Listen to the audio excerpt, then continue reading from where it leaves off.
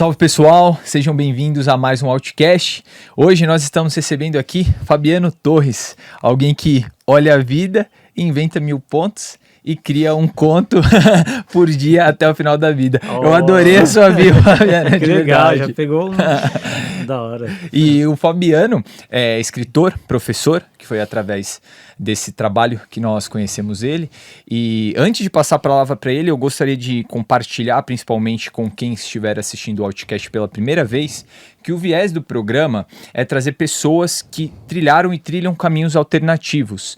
E esses caminhos são alternativos por circunstâncias sociais, né? E no Brasil é inadmissível que em pleno século XXI, né, mas isso por questões históricas, a gente tem a educação como um caminho alternativo.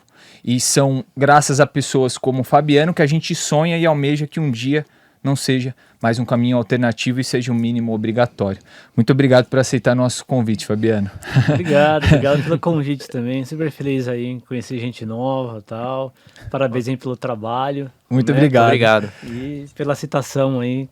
Me fizeram lembrar que eu, né, esse pontinho que eu tinha lançado lá, eu tinha até esquecido, né? Não, mas aqui é uma excelente definição, né? Acho que combina bastante. Bacana. E agora eu vou passar a palavra para você, por favor. Fala um pouco da sua trajetória para nós e para todos que estão assistindo. Legal, tal. Então, eu sou professor, né, de filosofia. Trabalhei por 15 anos com jovens, né, de periferia, na escola pública. Uhum. E morador de periferia, classe operária, né? Uhum. Tipo, aquela velha história, né? Um dos primeiros da família a chegar na universidade, né? Nascendo, vendo meu pai e minha mãe trabalhando a vida inteira, né? Dando duro, aquela coisa toda. Universidade era um sonho, né? Tipo, distante da gente. Meu pai, né? Um cara pobre, negro, né? Fez faculdade e teve que parar a faculdade quase no final, na década de 80, então isso já foi uma referência muito importante para mim, né? Porque, imagina, né, o meu pai que, assim como outros, né, os pais dos meus colegas eram, né, trabalhador, né, e de repente se mete a fazer faculdade em plenos anos 80, o homem negro, como eu falei, pobre, né? E foi fazer física. Então você imagina, né, o que significa isso, tipo assim, né, o contraste cara, dentro daquele conceito social ultrapassado, né? Meu pai, então, trabalhando numa fábrica, né, trabalhando numa grande fábrica e tal, e aí de repente, vou estudar tal, e todo mundo achando que ele ia fazer alguma coisa relacionada, né, à carreira, administração, economia, essas coisas. Não, vou fazer física. Nossa, aquilo foi um choque, assim, tipo, e muito interessante, só que isso foi muito marcante pra mim, né? Então eu, pirralho, moleque, né, crescendo lá, vendo, não, meu pai faz faculdade, tá, faz faculdade, isso, aquilo, todo uma orgulhoso. Realmente, ninguém nem né? sabia o que era, em Guarulhos a gente morava, né?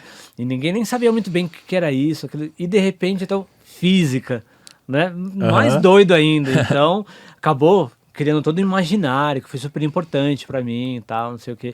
E aí eu, né, fui seguindo. Só que eu, praticamente, fui um péssimo aluno na vida inteira. Eu fui um péssimo aluno, um moleque com problema, assim. Bagunceiro e tal. Eu não era tão bagunceiro, não. Eu era meio desligadão mesmo, assim. Eu me identifico muito. Eu era um moleque meio, aquele lá, do mundo da lua, sabe? Então, assim, a professora tava lá passando lição e eu ficava lá, tipo, fazendo os meus próprios desenhos, sabe? Fazendo as minhas coisas. De repente, me dava conta, assim, puta, ferrou. O que o pessoal tá fazendo? Tá todo mundo já tinha apagado a terceira lousa da mesa, da turma, e eu lá, apavorado, assim, né? Falei, nossa. E aí eu ficava viajando, assim, né? Então era mais mundo da lua, assim. E é muito curioso isso, sabe por quê? Porque nesses apuros que eu passava, por exemplo, eu passei a inventar minha própria lição. Então, assim, eu tava lá brincando, desenhando, dormindo, viajando, prestando atenção na mosquinha que tava passando. De repente me dava conta, como eu disse, né? Que a aula tava rolando. Tava todo mundo lá já terminando os exercícios, a professora dando vista, aquela coisa. Eu falei, meu Deus, tô perdido, e agora? O que eu faço? Como eu vou falar pra minha mãe, meu pai, que eu tô com o caderno branco?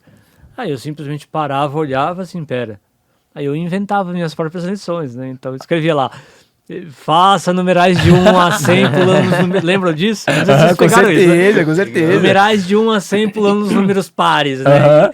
Inventava lição, tal, não sei o que, ou lição, escreva uma redação com 5 palavras.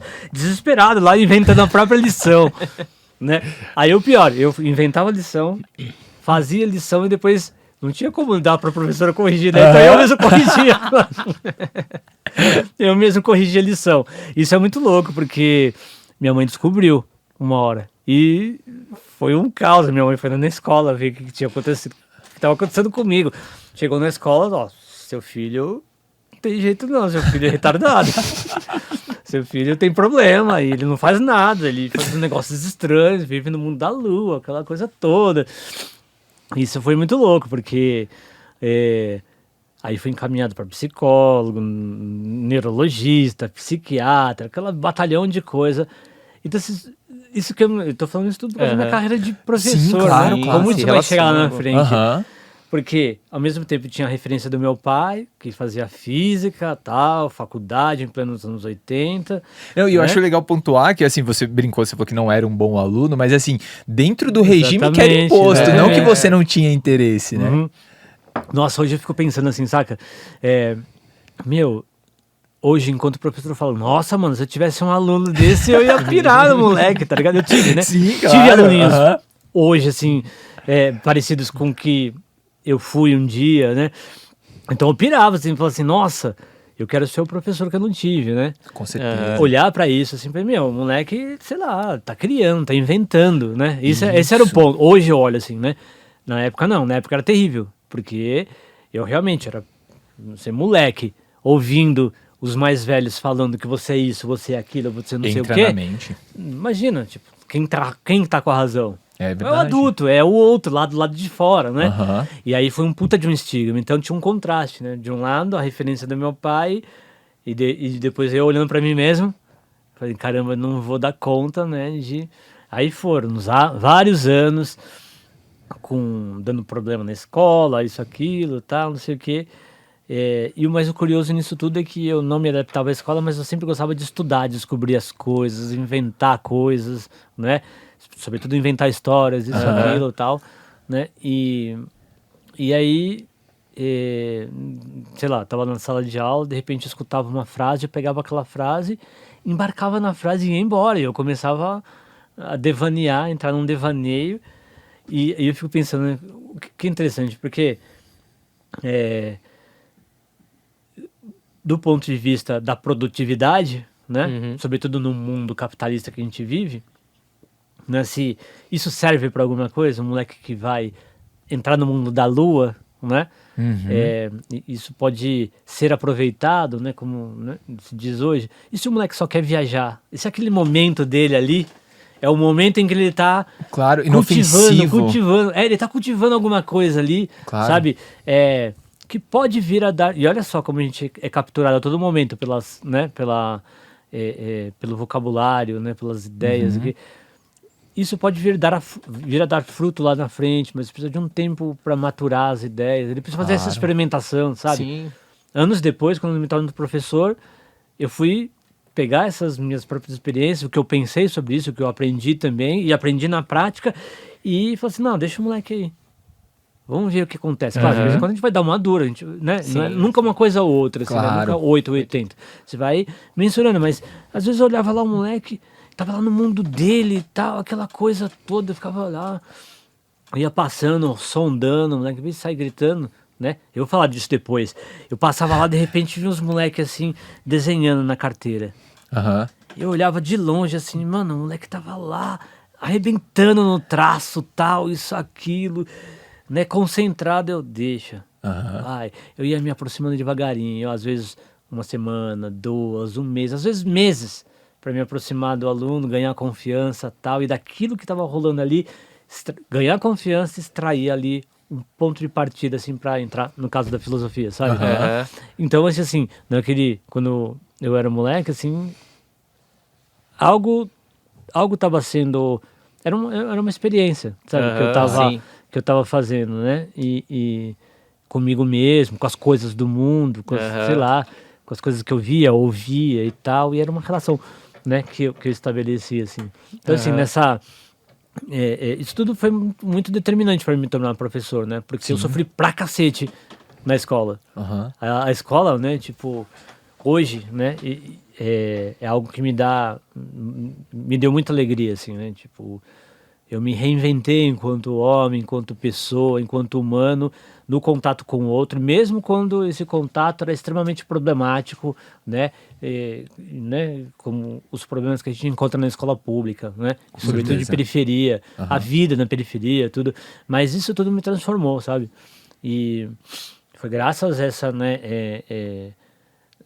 essa experiência profissional que eu pude também olhar para o meu passado e ressignificar o meu passado, sabe? Então é mais ou menos como, ao me tornar professor, eu tive um encontro comigo mesmo, sabe? Com o meu pirralho, assim, com o meu moleque que eu fui e que acabou sofrendo pra caramba por causa de escola, e, né? Com os professores que eu tive, enfim, com o modo como a sociedade se organizava e fazia as suas exigências, imposições e tudo mais. Então, esse trabalho para mim é sempre um trabalho que eu chamo de elaboração do passado, né? Então, você vê, a gente está conversar, e eu já vou resgatando isso tudo, né? Para conectar com coisas que vêm acontecendo, que eu tenho pensado aqui agora. E meu trabalho, e o meu modo como eu vou pensando, é sempre nesse zigue-zague. Então eu vou pra lá, eu vou pra cá. Tal. Então não tem uma linearidade. Olha, nasci em 1974, tal, não sei o quê, dali tal coisa. Já em 1978 tal. Não, então eu vou, demais. vai e tal. Nesse zigue-zague, assim, sabe? Assim, né? E que é estranho às vezes. Né? É estranho, sabe? Não, que é fora da curva, né? Sim, exatamente. Literalmente. É por isso que eu falo, isso tem a ver com o pensamento pelas quebradas. É o modo como eu me aproprio do termo quebrada, né? E pensamento aqui eu já, né, vou inserindo antes da filosofia, né? Uma filosofia transperiférica que eu falo, que eu chamo, né? Com certeza. Porque assim, é o pensamento pelas quebradas, porque como você tá numa quebrada, propriamente dita, numa periferia, então você tá andando na rua, de repente a rua acaba, vira num bequinho, né? Verdade. Ou senão, de repente, aparece uma escada no meio do nada, tem que subir e tal. Uma passarela. Porque você vai passar na passarela, aqui você vai cair na casa da dona Miranda lá, não sei das contas, mas vou passar por cima da casa da mulher, sim, não tem nada não, pode passar, cuidar do cachorro, não sei o quê. E aí você vai indo, tá indo, né? Então assim, os caminhos são interrompidos, né? São literalmente quebrados, né? Desviados e tudo mais. E não tem como fazer filosofia, né? Sem levar em consideração o mundo em que eu vivi, sabe? O meio em que eu vivi. Então, minha questão é essa, né? O que significa fazer filosofia na periferia e com a periferia, saca? Inclusive com o formato, a forma, essa que eu tô dizendo, das quebradas, assim, né? Então, assim, é transformar isso em conceito filosófico, sabe? Né? E aí ela tem essa ressonância nesse modo de organizar o pensamento, que eu tô falando que é zigue-zague, vai e volta, né? A torto direito, tal, não sei o que, nas diagonais transversais e tal, em vários níveis, entendeu? Sob várias perspectivas, né? E eu faço sem medo, e o mais louco é que, ao me tornar professor, né? Claro que eu não comecei assim, eu fui descobrindo, né? Fui inventando o professor Fabiano foi se inventando, se construindo. E quanto mais... Então eu fiz várias experiências, então eu cheguei lá também todo certinho, tal, logo na semana seguinte eu já desconstruí isso, não, pera. E aí eu fui vendo que isso acabou tendo, apesar de ter um estranhamento para com os alunos, né? Acabou... tendo às vezes uma identificação, né? O ia falar fluxo, a isso. velocidade do pensamento, né? O modo como a gente vai organizando, estruturando ou desestruturando. Que abrir um espaço maior para identificação, né, do que aquele formato que já é comprovado que não dá certo, assim, não necessariamente pela questão da linearidade ou do certinho, mas por todo o combinado, né? Então, eu realmente acredito que os alunos, eu particularmente também de como eu fui como estudante, quando apareciam professores assim com coisas mais diferenciadas ou que tocavam em assuntos artísticos, culturais, fora daquela coisa ali engessada, isso me chamava atenção, me encantava. Vou até pegar esse gancho para comentar uma coisa relacionada à parte da arte que você já falou ali, que ficava desenhando e tudo na sala, então já tinha essa indicação. A filosofia, ela é muito, assim, sobre reflexões, né? E a arte, ela pode trazer isso também, e muitas vezes traz. E teve um caso até recente que me chamou a atenção, que tem uma amiga minha, que ela até conhece um pouco de rap, mas não é algo muito incluído na cultura dela, não é uma grande fã nem nada. E aí eu comentei com ela um dia, né? Falei, pô, tô querendo ver o filme do Marighella. Ela falou, eu não conheço muito, eu lembro por causa da música dos Racionais, né? E aí eu fiquei pensando, falei, pô, eu lembro da música dos Racionais também, eu não lembro se eu ouvi falar na escola dele. Pode ser que tenha falado e eu estivesse viajando, que eu fazia isso bastante também, mas... Isso relaciona muito, assim, nesse caso, não uma reflexão específica, mas um fato histórico que pode trazer uma reflexão, né? Então eu queria que você comentasse um pouquinho de como que você vê essa relação da arte com a filosofia. Então, a gente podia pensar assim, ó, a arte é... Então, como eu trabalhei muito com arte, fiz um monte de experimentos, fiz teatro, inventei coisas assim, tipo, da minha cabeça também, saca? Tipo, de meter o louco, assim, experimentar e me arriscar muito e tal. E foi muito interessante, né? Como eu disse, fiz teatro, fiz intervenção, fiz, sei lá, sarau, tudo que vocês puderem imaginar, exposição, isso, aquilo. E foi muito interessante e ao mesmo tempo problemático, porque filosofia a gente trabalha com conceitos, com os pensamentos, com as ideias, estruturações... Tecnicamente, né, abstrato, né? Sim, exatamente. E a arte, né? A arte também é pensamento, só que é um pensamento que se dá de uma outra forma, de um modo diferente, ela não se dá por conceitos, né? Embora também dialogue com os conceitos, um material, né, que faz a arte pensar, digamos assim, é o quê? É linha, é cor, né? É som, é textura, sim, né? É isso que o artista forma, né? É isso que o artista usa para expressar o seu pensamento, para pensar, né? Isso, evidentemente, não exclui também a elaboração conceitual de ideias, né, de argumentos e tal, que está presente nas obras. Sim, né? Mas a matéria bruta é essa. No meu caso, foi muito interessante porque isso se misturava demais. E foi problemático porque, às vezes, os alunos terminavam as aulas comigo, no começo, vou fazer filosofia, da hora, não sei o que, tal, puta, muito louco, tal. Porque o aluno achava que ia sair lá... ia entrar na universidade e ia fazer as doideiras que eu fazia na sala de aula, tal, né? Inventar coisas, ai caramba, acho que eu tô errando aqui nesse ponto. Os moleques, professor, cheguei lá, mano, os caras ficam lendo uns livros esquisitos lá, mano. Tipo, pô, e aí, quando é que vai começar, né, o teatro? Quando é que vai começar o sarau? Ai, meu Deus, né? Então, eu poderia, depois, aprendendo com os erros, né, dando umas tropeçadas, percebendo, né, esse equívoco inicial, falei, opa, pera, tem que corrigir isso.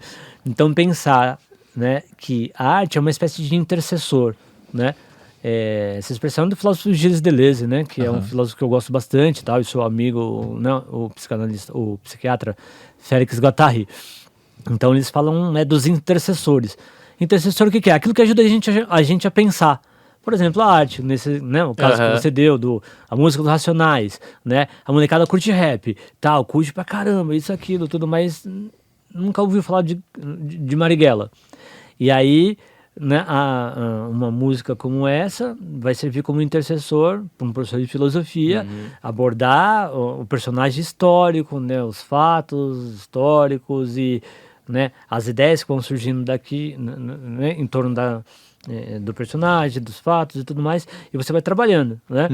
E então, como intercessor, a arte assim é uma ponte, né, para a gente alcançar a dimensão filosófica da coisa. Eu digo alcançar e ponte não no sentido de que a filosofia está além ou lá na frente, ou está acima, percebe? Não é um caminho. Né? São conhecimentos e são diferentes, né? Então você não tem uma hierarquia de dizer, este vale mais, este vale menos, tal. Sim, perfeito. Às vezes é bem complicado, né? Então, isso é um trabalho, digamos assim, a parte mais didática mesmo, ali, né, do profissional mesmo, de começar a mostrar para esses alunos assim, a diferenciação. Olha, como funciona a arte? Com o que ele está mexendo aqui? Quando você está ouvindo Marighella, tal, não sei o quê. que tá acontecendo aqui agora? Você tá pensando, mas o que mais tá em casa? Ah, tem a música, professor, tem a batida, tem, você quer mexer, você quer tal, não sei o que, né? Aí vai falando. E aí, o que mais? E aí, sei lá, tem os instrumentos, tem isso, aquilo, tal, tem o vestimento, então. Aí a gente vai entrando pro campo da composição, vou mostrando, né? Composição estética e tal, e a gente vai diferenciando. E a filosofia? A gente vai aprofundando, e é muito louco, né, no trabalho como professor de filosofia, ver e perceber que às vezes eu tô partindo, sei lá, de uma coisa, isso aqui, tem uma lata aqui, a latinha tá escrito, o amargo transforma, né? E coisas que eu fazia, então eu dava aula assim, né, no ensino médio. Isso é fantástico. Assim, eu tava lá conversando, tal, os alunos debatendo, às vezes eu fazia de propósito, fazia umas graças assim, né? Eles mó quebra-pau, gente, isso não vai dar em nada. Porque não sei o que, isso aqui. Eu falei assim, meu Deus, que inferno, mano. Por que eu não mandei esses moleques copiar não sei o que na lousa? Inventar de fazer debate, aquele caos lá. Ouvindo, de repente eu parava assim do nada, assim. Aí ficava quieto, assim, os alunos, o professor tá brisando, lá, o professor tá... não sei o que, lá, o professor tá moscando aí. Aí eu ficava lá, né? Lá, o professor vai falar alguma coisa. Tá, não, vamos ver que ele vai filosofar da lata. Não sei o que, isso foi real, da lata foi real. Tava lá com a minha água tônica aí. Vamos ver, todo mundo... Aí, de repente, aquela zona, aquele caos, eu parava por causa do personagem que eu tinha construído, né? Aí ficava lá parado, assim, pensando. Agora que ele bugou, agora não volta mais. Daí. E aí, isso aqui aloprando. Aí, de repente, eu parava, fazia toda uma encenação. Vocês já leram isso aqui? O quê? Não sei o quê. O amargo transforma. Nossa, professor, cara. Então, já pararam pra pensar nisso? Por que o amargo transforma? E o doce? O doce faz o quê? A doçura faz o quê nas nossas vidas? Não sei o que, não sei o que, aí vai, brincadeira, tal. Não, mas por que as pessoas usam essas expressões doce, amargo e não sei o que ainda? Porque o doce tem a ver com as alegrias. E o amargo? O amargo é com a tristeza, o ressentimento, tal. Aí, avançado, a conversa, de repente, os moleques estavam assim, as meninas. Olha, não, porque se você for ver bem o ressentimento... né, ele surge por conta de um estado, um trauma que você surgiu. Não sei o que. Olha só, onde a gente tá chegando, que tá distraído. Aí vai indo, eu só ficava olhando. Daqui a pouco, aí eu levantava assim, ô professor, a gente não tava falando da lata? Então, nossa, como que a gente veio parar aqui, meu? Não sei o que, eu só ficava lá assim olhando, né? Do que vocês estão falando? Nossa, a gente tá falando de amargura, de doçura, a gente tá falando de ressentimento, de tristezas, né? Felicidade, desejos, sonhos, tal.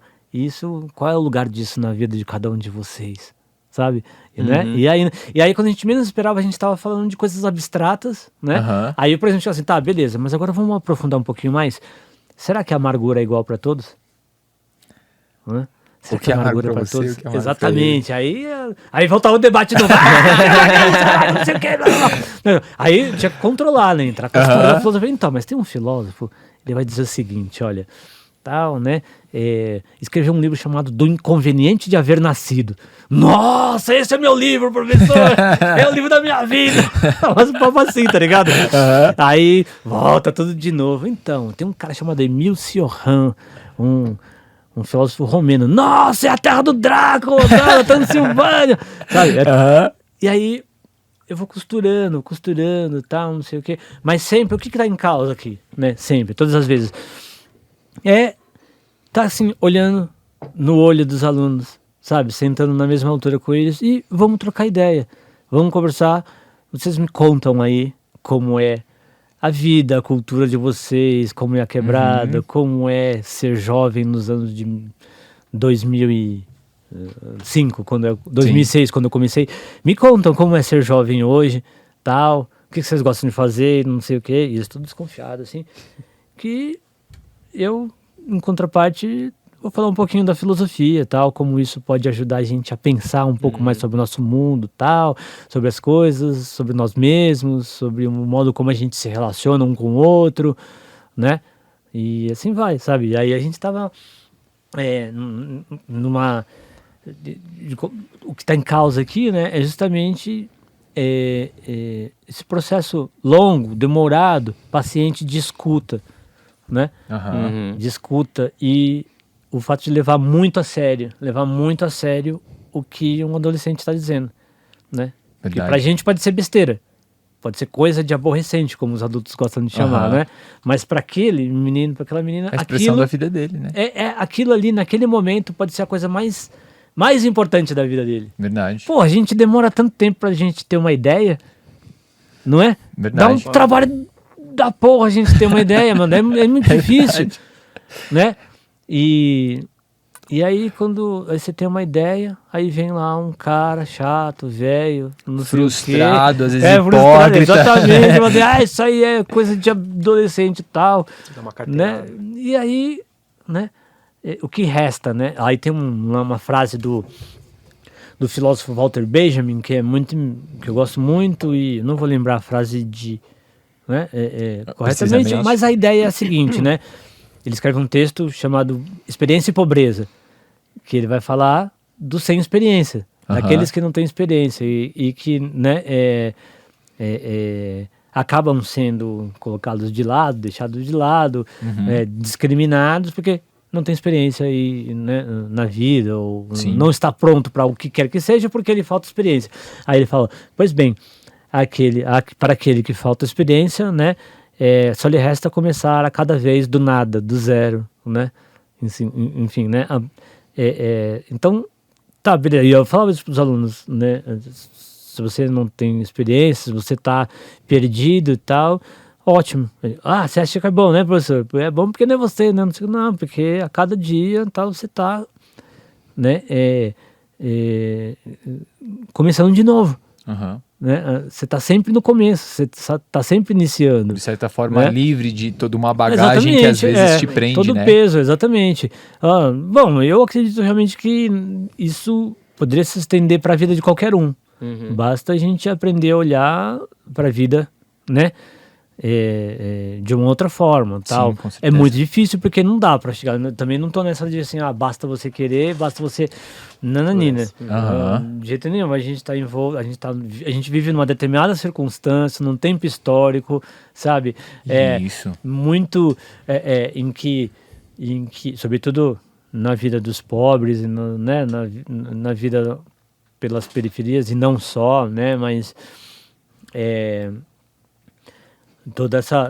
toda a dimensão da materialidade mesmo, né? As pessoas precisam se manter vivas, então simplesmente não dá para falar basta eu querer, né? Verdade, que é o grande perigo da nossa época, né? A ideia de que você pode tudo, verdade, né? De que você é dono de si, quer dizer, a gente briga, a gente luta para poder, né?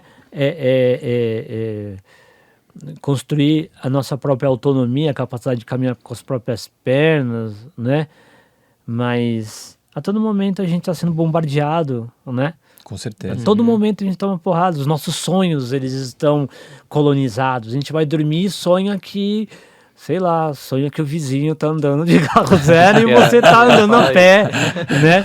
Você vai dormir e sonha que a menininha que você paquera tá passando no carrão do fulano e você tá lá esperando o busão, né? Essas coisas. Verdade. Então, tô brincando, mas isso, né?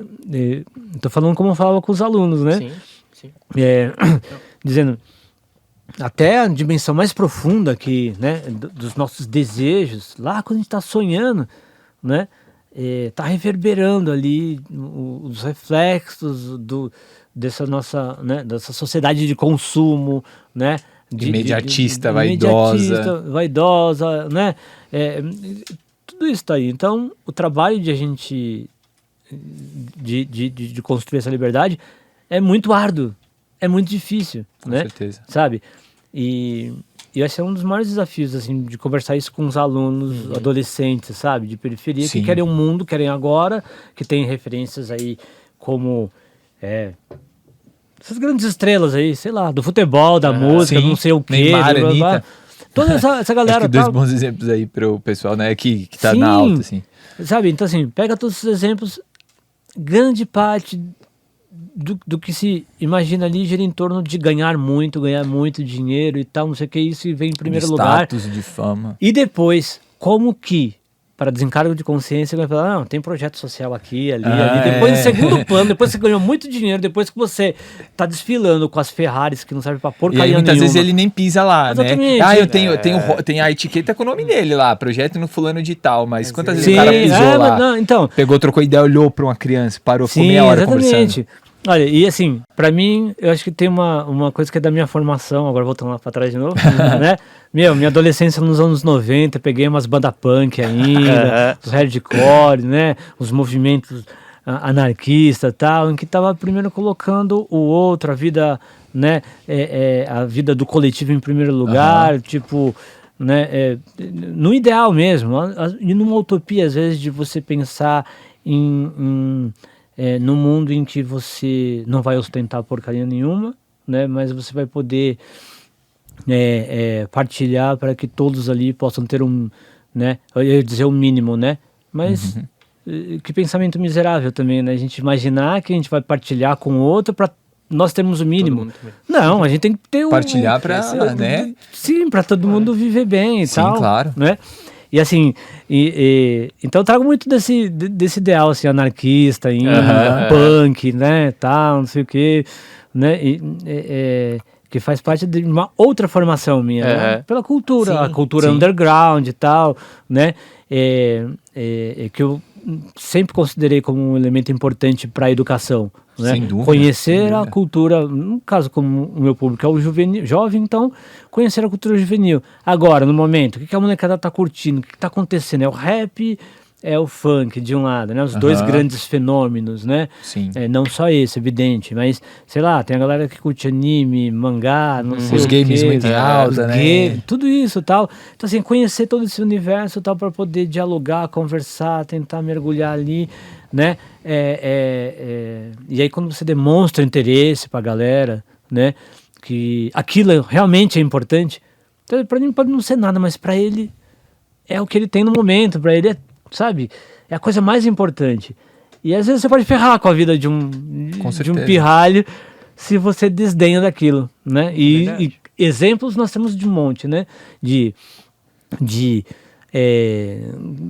adolescentes, pré-adolescentes, ou, né, jovens adultos até, que tem crise de ansiedade, tem depressão e tal, porque, né, não se encaixam nesse mundo, tem aquilo que ele pensa a respeito de si próprio, dos seus sentimentos, tal, é desdenhado sempre por alguém que sabe mais do que ele, muito embora aquele supostamente.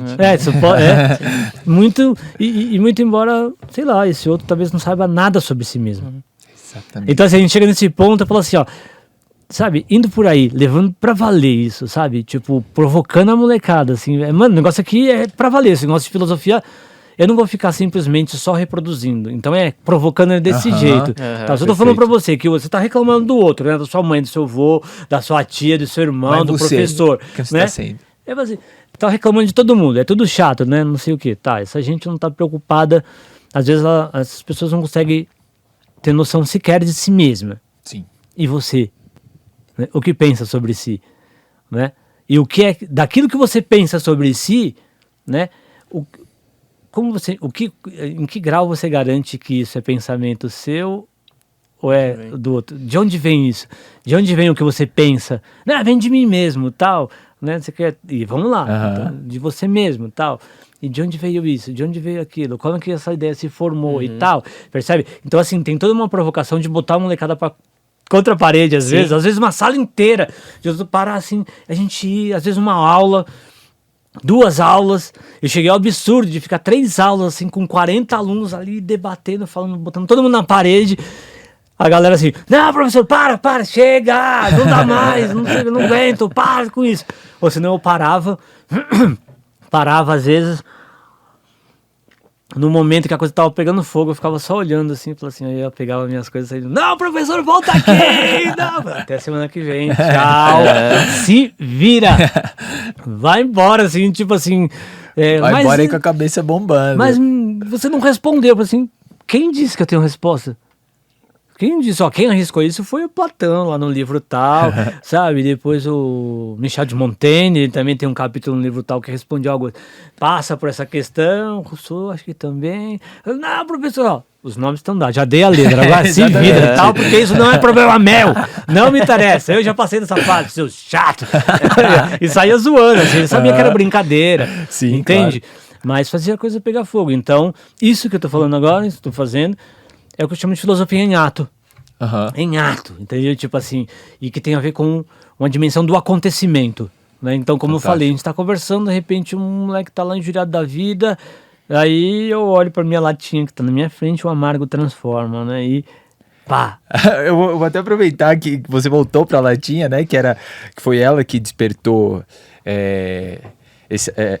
a ideia de fazer essa pergunta nesse momento, né? Eu já havia pensado nela anteriormente, que, assim, isso é muito ligado com a metodologia do mártir da educação brasileira, Paulo Freire, né? Que é você conseguir fazer o aluno se identificar, né? Você acessar o aluno através de algo que faça sentido para ele dentro do cotidiano. E a latinha naquele momento foi isso, ela estava presente ali para que o aluno pudesse se basear nela, né? E é difícil, assim, falando em questão de sentimento, né? Racionalmente falando, talvez a gente consegue encontrar o caminho para essa resposta, mas sentimentalmente falando, assim, a gente só sente revolta mesmo, né? De como chegou um período da existência em que Paulo Freire voltou à tona para ser debochado, para ser visto como uma figura, porque recentemente foi o centenário dele, né? E eu achei ótima a sacada que a Cultura produziu um especial e na abertura, ao invés de começar falando da trajetória dele, ou recapitulando, colocou meia dúzia de imbecis, né, apoiadores daquele acéfalo demônio que atualmente é presidente desse país, e os caras falando assim: aquilo ali foi um ninguém, olha pra aquele homem como ele é feio. Umas coisas assim que seria cômico se não fosse trágico, sim, né? O Danilo Gentili falou que o Paulo Freire parecia um estelionatário. Um estelionatário. É muito arrogante ele falar alguma coisa e você não entender e você fala, não, eu sou mais esperto que ele, então se ele não tá fazendo sentido, a culpa é dele, né? A culpa é dele que ele é um estelionatário. E eu queria chegar nesse ponto de como combater isso hoje em dia, né?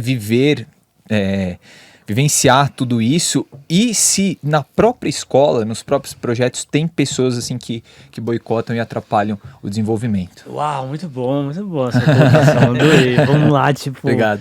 Porque, olha, cara, assim, desde o primeiro... Quando eu entrei na escola, quando eu comecei, né, no trabalho, foi em 2006, né? Então, assim, eu falei aquele pedacinho de que, né, da minha questão com a minha dificuldade de aprendizagem, né, os problemas que eu dei. Então, que eu não fui um bom aluno, repeti 4 vezes, né, e fiquei de recuperação em todos os outros anos da minha vida. Né? Então, tinha algo de errado, né, na minha história aí, na minha historinha. E foi terrível, como eu falei, eu sofri muito com isso, muito, muito. Dos maiores traumas da minha vida foi a escola e a educação. E como pode? Mas como pode? Cara, pode? Né? Tudo bem, né? Se a gente for ler Nietzsche, né? O Nietzsche ajuda a gente a filosofar a marteladas ali, amarretadas, né? Então, assim, a escola, né? É uma espécie de... Eu não lembro o nome que ele usa uma expressão francesa, né? Mas é uma expressão que se refere a todos os lugares onde você coloca um bicho para ser domesticado. Então, circo, né? Sim. Circo, vai lá no circo, tem lá os bichinhos amestrados, zoológico, enfim, qualquer lugar onde um animal é colocado. E aí ele fala, né, das nossas instituições de ensino, né? É um texto que ele fala dos melhoradores da humanidade, né? Que os melhoradores da humanidade são pessoas, né, que no fundo são como aqueles funcionários que trabalham nesses lugares de adestramento e tudo mais, né? E obviamente a gente identifica a escola, né, num lugar como esse, onde um bicho, né, é mandado para sair um homem, né? Cruamente falando. Né? Esse é o projeto de educação desde muito tempo, né? Você pode transformar um bichinho, né, em um bicho amestrado, né? Tipo, um animal. Para agir de acordo com que aquele sistema tem interesse. Exatamente. E assim, e esse bichinho a gente chama de humano. E aí a gente reveste ele das coisas mais belas e tal, não sei o quê, e esquece, né, da dimensão animal desse ser. Exatamente. Né? E que as coisas não são tão dóceis quanto se gostariam. Então, a educação, hoje, quando se fala de educação, sempre se fala com essa, né, com algo nobre e tal. A salvação da humanidade está na educação. Se vocês forem conversar com as pessoas, né, que passarem por aqui, as pessoas no dia a dia, uma hora vão chegar, não, educação para todos, a educação de qualidade, não sei o quê, como a grande salvadora, tal, não sei o quê. Mas é a questão seguinte, né, quem é que educa? Quem educa?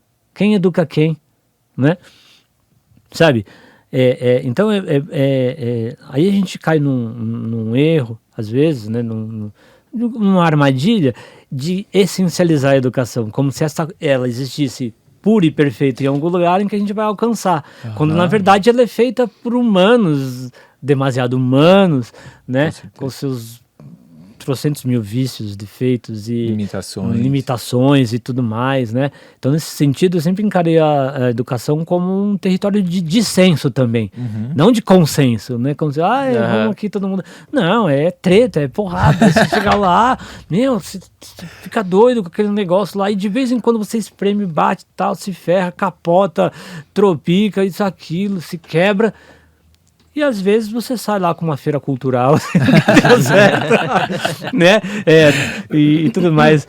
Tô brincando, né? Porque sai muita coisa incrível, impressionante, nossa, as histórias que eu tenho, sabe? A experiência que eu tenho, as pessoas que se transformaram em minhas amigas, pirralhinhos de 15 anos, né? Que eu conheci, que hoje são homens, mulheres aí, que são meus amigos e que eu vi se transformando, e coisas incríveis aconteceram.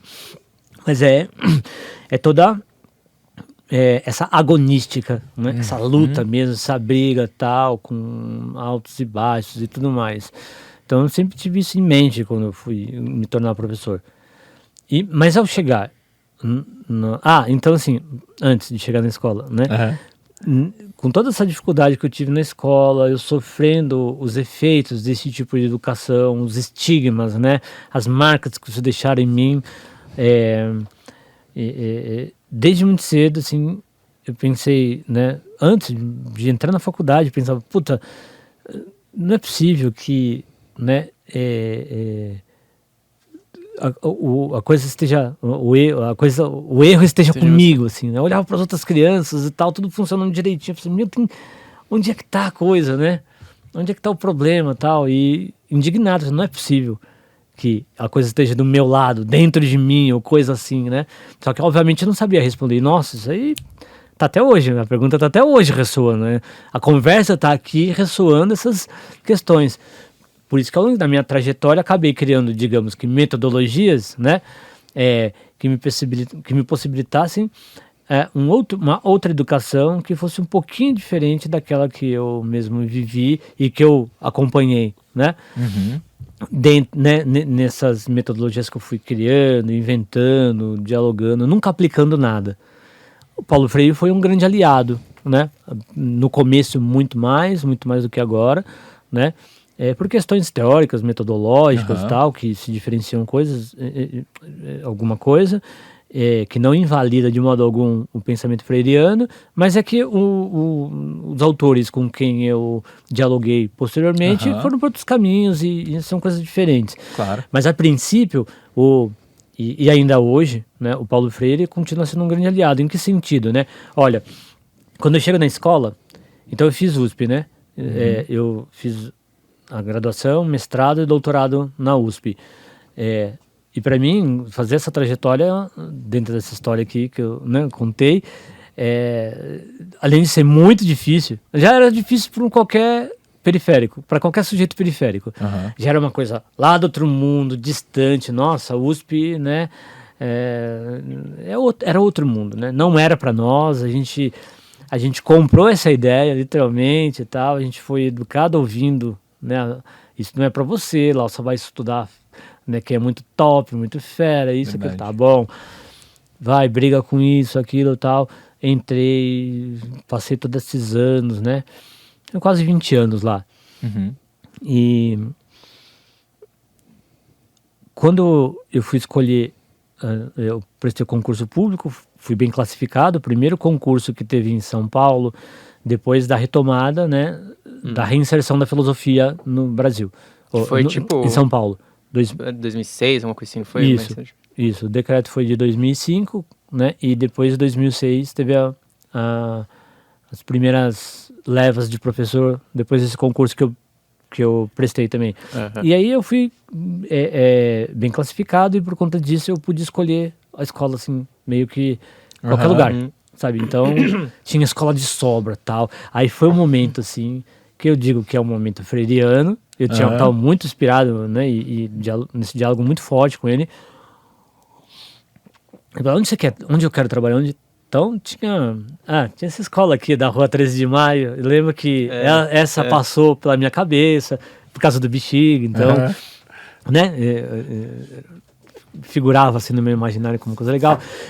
Outras escolas bacanas, em bairros aparentemente melhores, aquela coisa toda, mas no final, mesmo na hora de escolher, eu falei assim, não, eu quero ir para a periferia, quero ficar na periferia, eu já morava lá, na Parada 15 de Novembro, que fica entre Itaquera e Guaianazes, né? Eu falei assim, não, aqui, ó, eu quero trabalhar no 15. Aí, quebrada ali e tal. E aí meus colegas, algumas pessoas me questionam, por que e tal? Eu falei, não, eu estudei 20 anos, 14 anos eu tô na USP, uma universidade pública. Quem bancou isso para mim, né? Eu estudei de graça? Eu não estudei de graça, isso foi muito caro. Né? Eu aproveitei o máximo que eu pude aquela universidade, que é uma puta universidade. Né? Sabe, devo muito à USP, sim. Eu gosto lá, por mais crítica que se tenha, que as pessoas falem mal, é preciso defender a universidade pública, tal, com todos os problemas. É uma universidade de elite, sabe? Mas a gente não tem que destruir a universidade, a gente tem que dar jeito de fazer com que ela seja para todos. Exatamente. É isso, não é tipo acabar com o que a gente tem, saca? E aí, enfim, as coisas estão avançando, né? Aí com a reserva de vagas, né? Com as cotas, são medidas aí que estão sendo tomadas e que têm mudado a cara da universidade, né? Alguns dizem empretecendo a universidade, né? A expressão que alguns sujeitos, né, periféricos usam, e, enfim, as mulheres, os indígenas, os negros, os pobres, né, chegando na universidade, sabe, tudo isso. Então, eu falo isso, eu aproveito para falar, a gente tem que defender a universidade pública, seja, claro, né, o que a gente tem que batalhar para que ela não continue sendo uma coisa de elite, né, que ela realmente, né, cumpra a sua missão lá, de ser para todos, é isso. Pública, gratuita, de qualidade para todos, né? E aí, sabe, então, eu pensei, alguém bancou a minha formação, que foi muito boa e eu aproveitei muito. Quem? O povo, a população. Onde é que precisa de professor, né? Eu espero que a minha formação tenha sido boa, pensando comigo, né? Quero acreditar que estou... bem formado. Tava cagando de medo. Falei assim, mano, não vou dar conta, pelo amor de Deus, não sei o que, não vou ter condições, que eu preciso estudar mais, isso, aquilo, né? Tô 100 anos. Na verdade, na graduação eu tava 7 anos, né? E 7 anos, quando eu fiz 7 anos de graduação, aí eu me tornei professor. Então, escolhi a escola da periferia com essa visão mesmo de, não, é uma obrigação minha, sabe, de dar o retorno, né, para a sociedade, naquilo que ela investiu através da minha formação na universidade e tal, não sei o que. Não sou eu que estou em causa, mas é um projeto de educação, um projeto de país, né, então sempre procurando pensar para além de mim, para não ficar olha, meu mérito, eu estudei, eu consegui, eu venci. Nossa, esse discurso que eu fiz aqui hoje, essa historinha que eu tô contando, né, cairia como uma luva, né, para alguém dizer, veja a história do cara. Aí vocês vão ali anunciar a meritocracia. Vão anunciar assim, no episódio de hoje aqui do podcast e tal, né, vocês vão ver a história de Fabiano. Fabiano superou as dificuldades, não sei o que, por si só, veja a sua trajetória. Nada, eu sou fruto de uma época, de um processo histórico em que a classe trabalhadora chega com muito custo, com muita luta à universidade. Não é eu, claro que tem o meu esforço e tal, o meu trabalho, tudo Mas é um elemento nessa conjuntura toda. Sem ele também nada era possível. Nada. Sim, não, claro. Isso é difícil, tudo, mas ele isolado também não resolve nada. Não e resolve essa nada. consciência, eu acho muito legal, porque muita gente não tem e gera às vezes uma cobrança da pessoa, falar, eu estudei e não passei na USP, meu vizinho passou, mas aí você vai ver as condições diferentes. Às vezes você tem que trabalhar e estudar ao mesmo tempo, ajudar em casa de noite, seu vizinho que tá no cursinho. Então, lá. Nesse ponto aí, chega na escola, sento lá, primeira semana com a molecada lá, vamos sentar, galera, tudo bem, bom dia, aí a molecada faz uma zona, eu lá, andando, pá, essa camiseta aí, de que time? É isso que eu tô usando? É que eu tô usando literalmente, isso aqui foi a pergunta que você fez no dia. Mas é isso mesmo. Mas assim, essa é a surpresa, tá vendo? Isso mesmo. Você não tá esperando que eu fosse fazer essa pergunta. Não, mas é desse jeito, o aluno esperando o professor chegar lá, dar bronca, dar lição, dar prova, não sei o que, do nada, do jeitinho que eu tô fazendo. E por sinal, esse time é o Danúbio do Uruguai, só pra responder pra quem... Então, percebe? Então assim, e aí... Eu quebrei a expectativa, percebe? Total, não, e segundo é que o aluno fala assim, pô, despertou interesse, né? O cara tá interessado, Exatamente. O cara não viria aqui falar comigo assim então, essa perguntinha, né, ela tem um efeito retórico aqui, porque ela quebra o gelo. Verdade. Entende? Tipo, desconcerta a pessoa, tira ela daquele lugar comum e tal. Só isso. Você perguntar, fazer uma brincadeira ali, sei lá, com time, isso, aquilo, tal, né? Às vezes eu só fazia a pergunta e ia embora. Às vezes eu puxava, Uruguai? Mas, caramba, sua família é de lá? Tal. Não é. Não, mas tem muita simpatia com lá. Com o país em si. Uruguai, né? Já bateu, já. Entendeu? Aí a molecada, sabe? É assim que eu vou fazendo. Aí, tipo assim, eu vou pescando e tal. E você vai quebrando o gelo, tal, não sei o que, vai humanizando, né? O que quer que isso signifique, humanizar, né? Porque verdade. Vocês já perceberam que eu tenho um cuidado com essa palavra. O que é humano? Não é? Humano é essa coisa que a gente idealiza, mas humano também é o ser que causou toda essa desgraça que a gente vive no mundo. Exatamente. Eu brinquei, eu falei esses dias que é o animal, eu acho que é o pior animal da existência, porque é o que tem mais capacidade e o que menos evoluiu. Isso num geral, claro. Sim. Né? Então, o modo como eu estou aqui trazendo essas questões e questionando com vocês é mais ou menos o que eu fazia na sala de aula, né? Então, fazia a crítica, por exemplo, agora, nesse momento, o humano, né? E já na sequência lança a provocação, né? Tá, beleza, nós idealizamos o humano, né? Mas este humano também que, sei lá, causou 2 guerras mundiais, bombas atômicas, né? Aquele que pode extinguir a sua própria existência e de todos os outros seres e tudo mais, e pronto. Botamos as cartinhas na mesa. Mas e aí, professor? E aí, não sei. E aí, esse é o problema que a gente tem. Você só coloca problema pra gente. A vida tá... Não quero mais saber dessa aula, não. Não quero mais saber dessa aula, não, porque... a vida já tá cheia de problemas, cheia das psicoses aí. Vem um professor aí, tipo... Mano, só fica dando ideia, né? Na mente da gente. A gente tá daqui mó bugadão, isso, aquilo. Aí eu, provocava, assim, ó, às vezes... No limite do insuportável, assim, sabe? Mas depois de um tempo, do nada, numa virada do bimestre, depois de 4 meses, atormentando os alunos, voltava com o tema da utopia. Aí voltava, falando das possibilidades de mundo novo, e de nova ordem, e de contracultura, e de não sei o quê. Aí eu via a parte afirmativa da coisa, tá ligado? Sim. Aí, entende? Sabe? Então eu ia... né,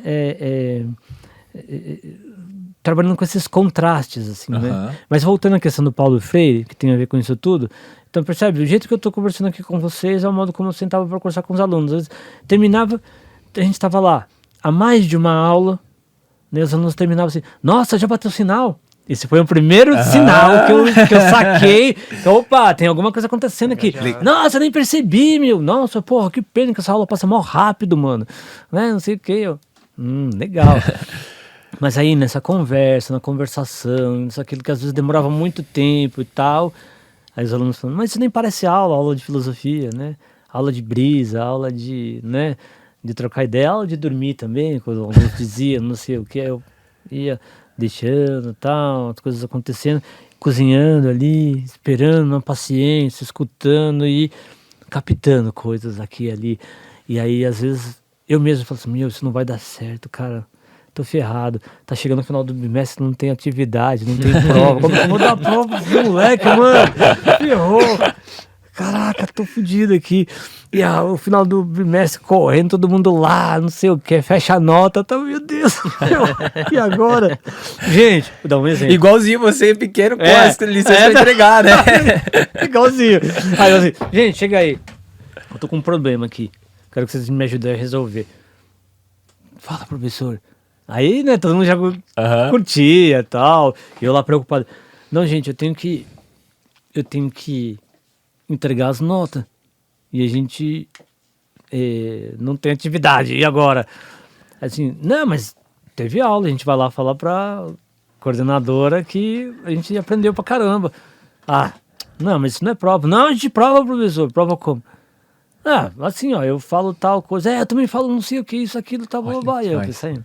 Que foda. Nossa. Aí foi saindo, assim. Não, aí a gente pode pegar, falou assim, a gente fala do mito da caverna, o bagulho lá do Platão lá, e não sei o quê. Aí a gente pega aqui, a gente dá o exemplo do dia que a gente saiu na rua e ficou na neblina, que a gente não conseguia ver as coisas, aí lembra lá do véu que cobre a gente. Aí a gente pega emenda com Matrix, não sei o quê, não sei o quê, babá. Eu fui saindo, devagarinho, saindo. E a molecada ela falou assim, continue. Aí eu chamei a coordenadora, Terezinha, chega aí. Se a Terezinha ver esse vídeo, ela vai... Terezinha, dá uma olhada no que tá acontecendo. Porque não sei o que... Gente, e aí, chegaram num acordo. Mais ou menos, professor, mas a gente tem um caminho aqui pra fazer. Eu falei, puta, um caminho. É isso, método, metaodos, né? Dando grego lá e tal. Tem um caminho. Sim, a gente tem um caminho aqui. Conta. Aí tava, isso, aquilo, tá aí, a molecada remontou isso, aquilo, tá, calma, beleza, da hora. Vocês conseguiriam fazer uma coisa? Conseguem fazer um relator? Conseguem eleger alguém como, quem que manja pra caramba aqui, diz que fulano, tal, ele manja, e tal. Então, consegue fazer um relatório enquanto a gente tá falando, isso, não, vai lá, lousa, isso, aquilo, e eu só olhando, meio que orquestrando a coisa, tal, pera, assim, nossa, aí foram lá montar a coordenadora olhando assim, olhando e tal, não sei o que. E aí, posso fechar a nota? Terminou, né? Tudo bonitinho, eles contaram toda a história do bimestre, os vários tópicos. Aí um foi pegando o caderno, eu não fiz nada, mas eu fiz, também agora tá vendo só, isso, aquilo. Não, mas agora vocês vão ter que negociar, né? E aí, tipo, é justo, né, você... Tipo, você fez mais e fez menos. Fez menos e tal. Mas eu sei falar, você não sabe, tal...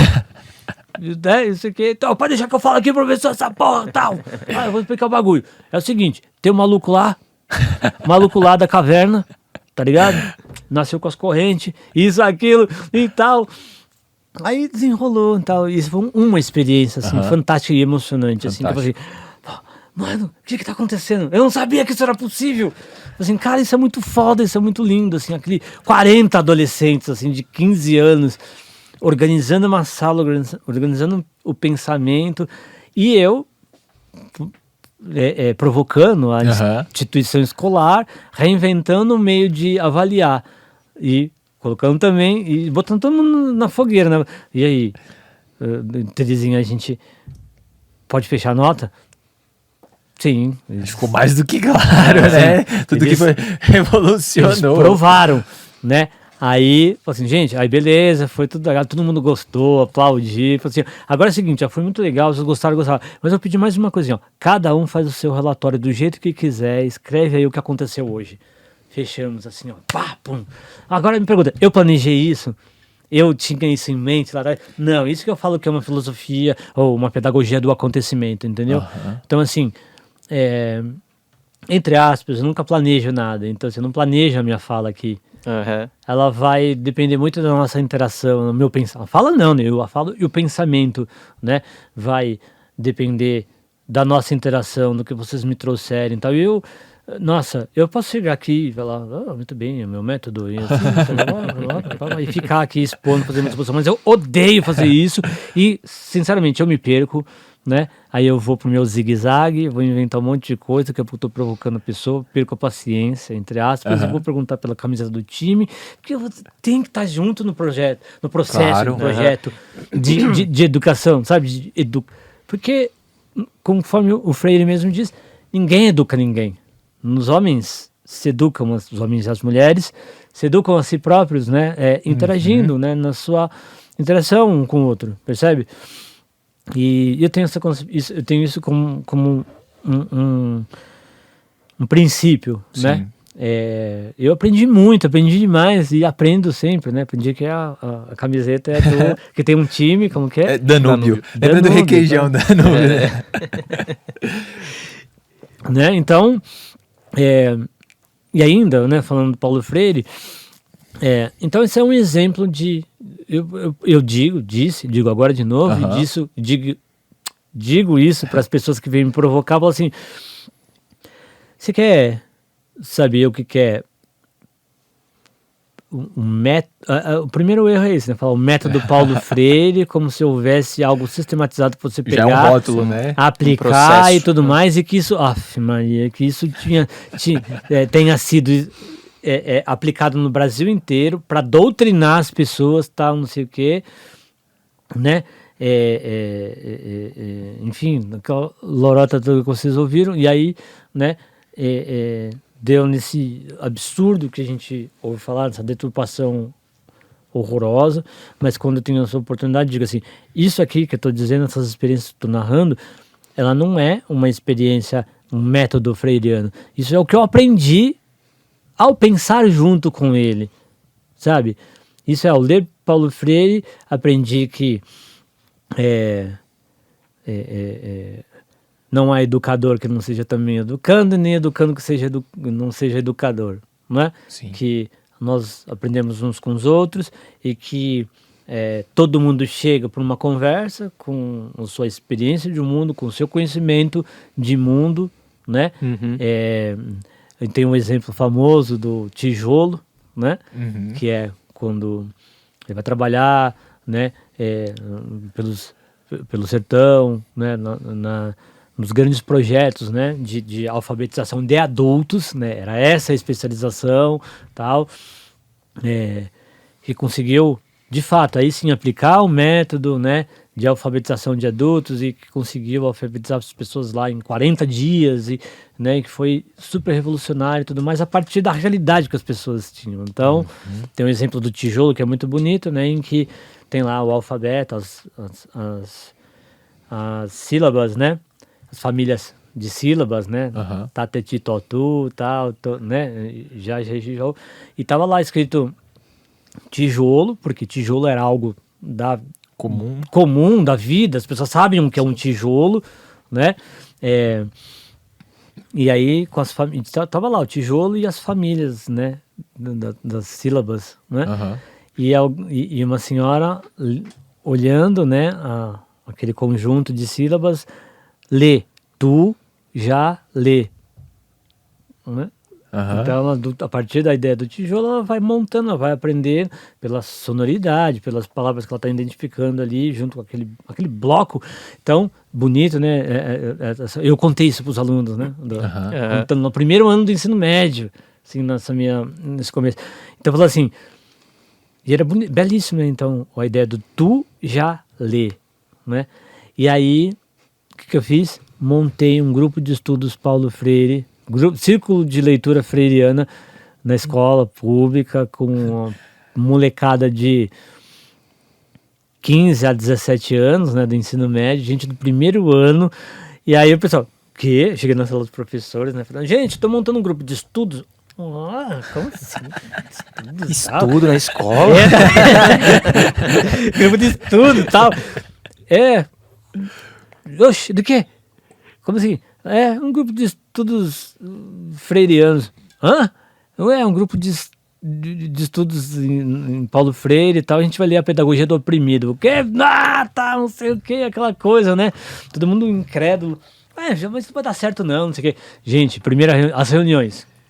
Vamos, aí juntei a molecada lá que curtiu a filosofia, o professor, né? Mas tem a coisa também da caricatura do professor, isso acaba pegando pra molecada, né? Então cheguei lá com os cabelão tudo, não tinha dread não, mas tinha os cabelão bagunçado, não sei o que, um óculos branco, tá ligado? Tipo, cheguei todo doidão e a gente sabe que isso faz parte do folclore, né? E com isso também quer dizer que esta é a única figura, todas as figuras são encantadoras na escola. Sim, claro. Desde aquele tipo mais tradicionalzão e tal, não sei o que, todo mundo tem um lugar ali naquele concerto, sabe? Claro. Desses personagens, assim, né? E senão não teria esse contraste e tal, né? Senão seria padronizado só por Sim, doidões, exatamente. possivelmente, E aí né? os dois seriam normais. Pô, né? Exatamente. Os dois seriam normais, ia ser uma bosta, assim, uma escola chata pra caramba, né? E aí, juntamos lá, juntei a molecada. A primeira reunião, como vai ser tal? A gente vai sentar, vai bater papo sobre a vida, sobre o bairro, sobre a família, sobre o trabalho, sobre o mundo, sobre, né, as dificuldades, os seus sonhos, suas esperanças, os desejos, do que você tem medo, isso e aquilo. Vamos conversar, vamos entender o mundo que está ao nosso redor. Ah, da hora, vamos aí. Quando é a reunião? Sexta de noite e domingo de manhã. Molecada. Nossa. Porra. Bem no dia do baile, professor. Professor, sexta-feira a Pertucci tá bombando lá. Caramba, tal, fluxo, mano, tal, não sei o que. Legal. E o livro também tá fervilhando de ideias. E não sei o que, só provocando. Ficaram assim. Sexta-feira eu tô aqui, então, de noite, se vocês querem vir. Aí eu tô lá parado. De repente eu vejo lá, o primeiro apontando. Aí vem tudo arrumadinho, aí daqui a pouco vem outro e tal. Nossa, aí quando eu vejo aquela molecada chegando, assim, sentando, no meio do pátio à noite, assim, só nós, assim, na escola, assim. Aí eu botando no círculo, aí todo mundo quietinho, meio assustado. E aí? Terceiro ano, e você? Tô no primeiro, terceiro e tal. Mas e aí, o que você tá pensando em fazer da vida terminando? Professor, assim, com que você mora? Quem são seus pais, não sei o quê. Primeira reunião, final da primeira reunião, depois de 4 horas lá, assim, a galera chorando e tal, tá ligado? Todo mundo já, né? E eu olhando assim, meu Deus, o que tá acontecendo aqui, cara? Domingo de manhã, tô lá, às vezes domingo de manhã, chovendo, assim, eu parado, assim, no negócio, um cobertinho, assim, parado, daqui a pouco eu olhava, vinha aparecendo o outro. Era poucos alunos, né? Obviamente não é uma coisa de massa, mas eram aqueles 15 que depois fizeram um tumulto na escola, né? Saíram causando e não sei o que, andando com a pedagogia do oprimido embaixo do braço, os PCNs, o ECA, né?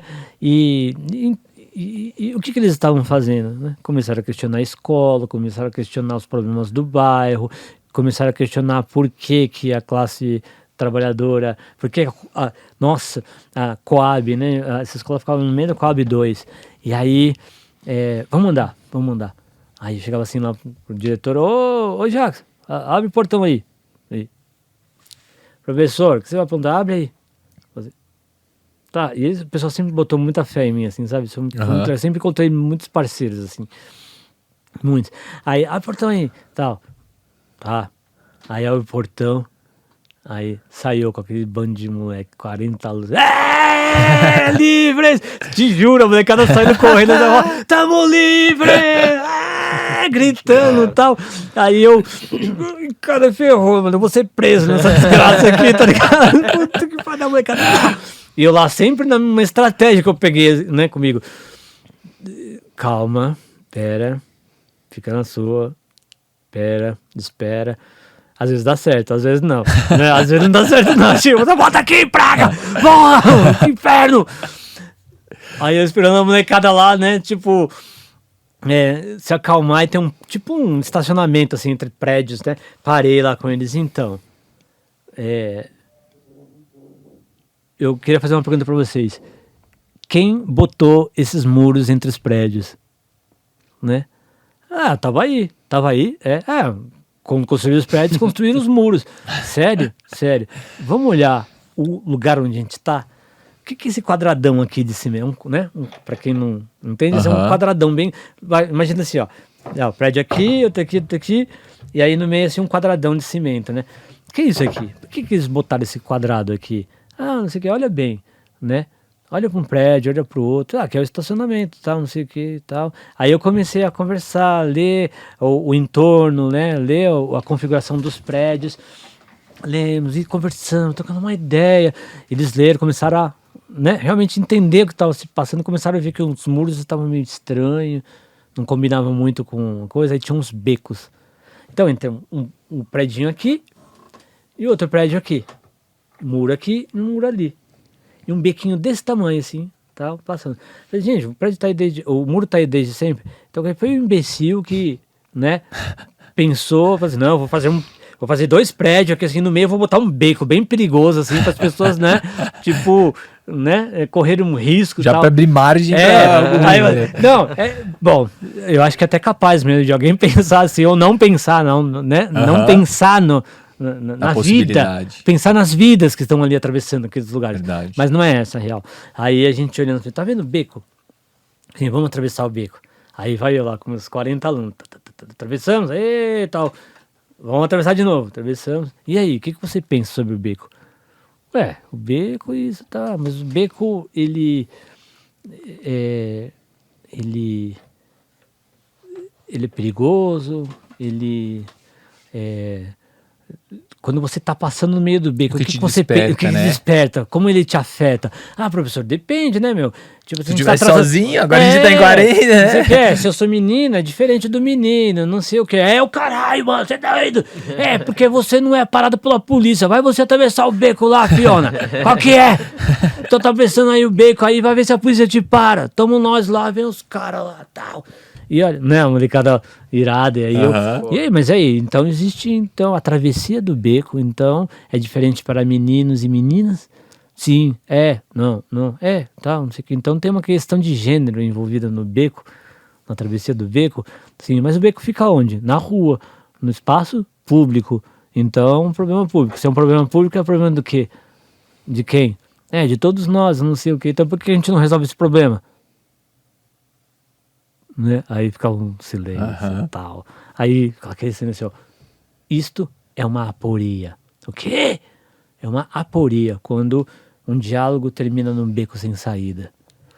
Então, vou do beco que a gente estava atravessando, para um conceito, que não é bem beco sem saída, mas é isso, né? A aporia metaforicamente é um beco sem saída, né? Um diálogo que termina sem respostas. Nós falamos, caraca, mano, esse bagulho é muito louco, mano, porque assim, a gente foi do beco pra ideia, da ideia vir pra cá e não sei o que, sabe? E aí, aí foi lindo, assim, porque a menina parou, assim, uma garota lá, parou, ficou assim, ficou olhando, quieto, pensando, olhando. Mas espera, o beco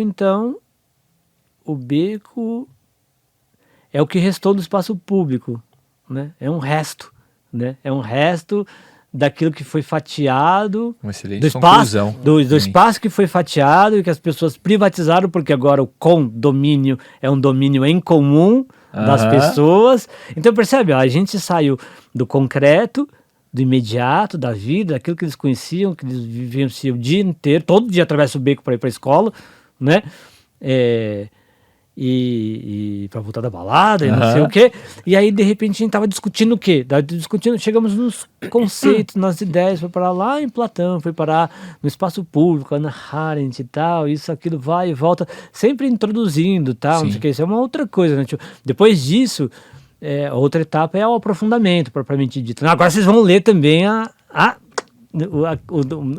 o conceito de espaço público neste autor e tal, não sei o quê. Ah, professor, tava tão legal, tava, né?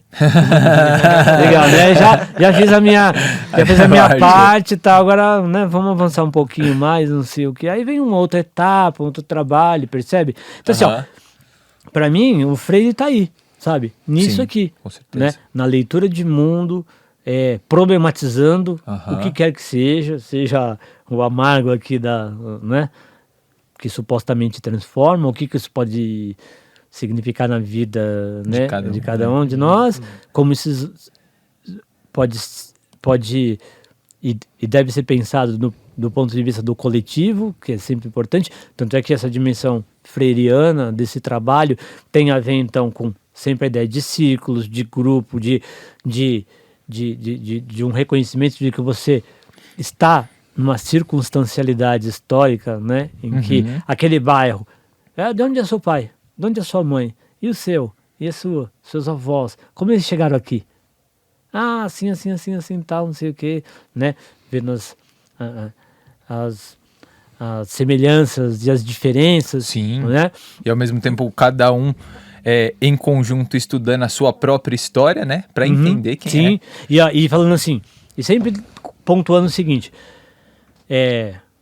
no ensino médio, né, falando para eles, e vendo as angústias surgindo ali no primeiro, segundo, terceiro ano, quando muitos começavam a trabalhar, né, e pontuando para eles, e o fulano que tá faltando, o professor começou a trabalhar e não tá aguentando vir para a escola, e não sei o que, tá cuidando do irmão porque a mãe tem que trabalhar, não sei o que e tal.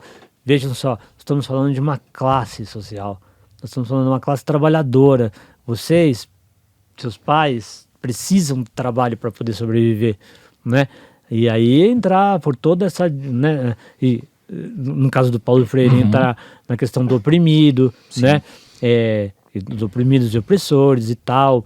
E hoje a gente vai falando também da questão da do colonialismo, né? Do decolonialismo, né? Então toda essa dimensão em que as pessoas vão entender no seu lugar no mundo como uma circunstância histórica, material, né? Como sujeito histórico, transformador e tudo mais. Óbvio que isso vai, né, incomodar as pessoas. Um aluno, um moleque de 15 anos, uma menina de 15 anos, né, se percebendo agente histórico de transformação, tal, pensando que juntos a gente pode transformar, tal. Por exemplo, na Coab, mostrar aí, ó, tá vendo? Eu aqui junto com eles, ó, tá vendo esse postinho? Vamos no posto hoje, vamos no posto de saúde, vai, pá. Aí vou lá, chegava lá e contava, então, hoje eu vou contar para vocês aqui a história do movimento de luta, esqueci, pela saúde, coisa assim, tem um nome específico, mas é um movimento importante na Zona Leste, sobretudo na Coab 1 e tal, né? Das mulheres. Mas o que acontecia? Gente, olha, o que acontecia? Seus pais, seus avós, os homens, iam trabalhar e tal, e as mulheres ficavam em casa aqui neste bairro que não tinha escola, não tinha asfalto, não tinha comércio, não tinha nada, elas ficavam aqui à própria sorte, tiveram que se unir, né? Tiveram ali que criar o movimento de creche, o movimento da saúde, isso, aquilo e tal. Então aí já aproveitava para falar das lutas das mulheres trabalhadoras também, porque apesar de donas de casa, eram trabalhadoras, né? Também, isso tudo, pontuando essas coisas todas assim, né? E aí a gente está vendo o quê, né? Todo esse processo de consciência, de tomada de consciência de si no mundo com o outro, sabe? Com certeza. Então é óbvio que isso daí vai incomodar muita gente. Vai despertar e algo, o poder, né? E tal. Mas eu não tô nem aí, porque tem uma frase do Condorcet, do filósofo Condorcet, que eu adoro e que é né? Então, como princípio, a verdadeira educação forma cidadãos indóceis e difíceis de governar. Essa frase é muito boa. Fantástico. Você comentou que você teve muitos parceiros, né, nessa caminhada, e isso é fundamental, sem dúvida nenhuma, e eu queria que você falasse sobre também os casos onde você tem que lidar com pessoas que, até mesmo fruto de toda essa ignorância e conceito social ultrapassado, chegaram à educação sem ter noção real do que é educação, ou mesmo por uma posse parecida com o que é o governo, né, onde a pessoa só pensa em si própria e no poder e não pensa no que de fato ela vai executar, né? Tem muitas pessoas que chegam nas escolas assim, até digo isso porque minha mãe é professora de história. Estamos em casa aqui, estamos entre amigos. E ela sempre compartilha, né, coisas do cotidiano dela. E você vê que é uma falta de união muito grande e um sistema que só dificulta cada vez mais. Então, assim, como é trabalhar também com pessoas que não têm o mesmo interesse que você, apesar de estarem no mesmo ambiente? Putz, caraca, que pergunta boa. É o inferno. É o inferno. Essa percepção. Eu não tenho, nossa, o mínimo pudor de dizer assim, o quanto eu sofri quando eu pisei a minha primeira semana na sala dos professores. Que eu sentei naquela mesona, tal, que eu fui vendo aquilo tudo, assim, sei lá, eu chorei de decepção, de desgosto, de amargura, de ranço, de tudo que você puder imaginar, assim, a ponto de vocês tem, digamos assim, momento radical meu. Alguns momentos, mas esse é um momento radical de negar tudo isso. Assim, eu não quero saber disso aqui. Tipo... Não, claro, somos humanos, né? Sair dali, da sala dos professores, direto... Ficava na minha sala de aula, ficava no pátio com os alunos, isso, aquilo, e simplesmente não conseguia ouvir, assim. Você imagina, eu com essas ideias, com isso tudo que eu contei pra vocês, chegar um cara assim, todo despojadão, não sei o que, professor. Assim, esse aí é o revolucionário? Esse aí que é o tal do revolucionário da USP? Dando risada. Eu assim, tímido, naquele território que eu não conhecia. E aquele bando de, morrendo de vagabundo que querendo só ser o cachero que aluno, né? Morrendo de medo, assim, de toda a realidade, de toda a novidade, né? Nem sabia se ia dar conta, eu nem sei se deu conta ainda até hoje, né? Isso é coisa que a gente carrega com a gente, assim, né? Claro. Sempre. E outra, cada vez que a gente precisa na sala de aula, um desafio novo, saca? Então não tem essa, aí eu sou foda, sou isso, aquilo. Aí o cara vem, eu já todo assustado, vem o cara, isso aí que é o revolucionário da USP? Tá, não sei o que, ó. Ó, filhão, escuta, eu pergunto, ó, eu digo pra vocês o seguinte. Então vocês imaginam depois eu fazendo essas coisas, o cara fala assim, ó, aqui é método Pinochet, tá? Não é nem Piaget, nem Paulo Freire, aqui é Pinochet. Cara, tipo assim, eu nunca consegui levar isso na brincadeira. Nunca consegui levar isso na brincadeira. E às vezes, aí deixava quieto, saía fora e tal. Mas lógico. Aí às vezes ia ter as reuniões pedagógicas e tal.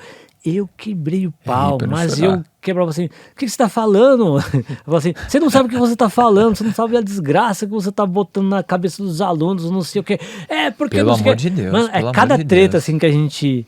Que eu tive, assim, mas eu briguei, assim, nossa, assim, de quase sair na porrada, assim, claro. Com gente, né, e aquilo, assim, me fazia mal, a mim e outros colegas, né, e muita gente debochada, que não tava nem aí pra nada mesmo, e falava, tô aqui pra ganhar meu dinheiro, e dane-se, aí educação vem de casa, tá, eu ensino matemática, aquela vez história, eu ensino matemática, eu ensino química e não sei o que, aprendeu, o pau comeu, e não sei o que, blá, blá, blá, o inferno.